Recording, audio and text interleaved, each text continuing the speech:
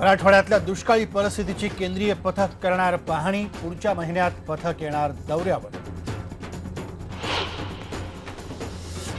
विदर्भात दीर्घकाळाने आलेल्या पावसामुळे नद्यांना पूर, नदीकाठच्या शेतांमधल्या पिकांना धोका। याकूबच्या फाशीच्या अर्धा तास आधी टायगर मेमनने केला होता कुटुंबियांना फोन, बदला घेण्याची दिली धमकी। इकॉनॉमिक टाइम्सचा गौप्यस्फोट। एफटीआयच्या आंदोलक विद्यार्थ्यांवर उगारला कारवाईचा बडगा। माजी विद्यार्थ्यांना हॉस्टेल खाली करण्याचे आदेश।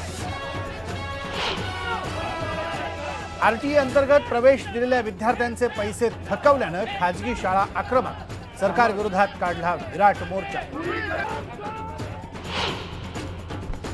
मंदिरांमध्ये दिवसेंदिवस वाढतायत चोऱ्या। शेगावच्या सप्तशृंगी मंदिरात गाभाऱ्याचं कुलूप तोडून सोनं आणि चांदीच्या वस्तू केल्या लंपास।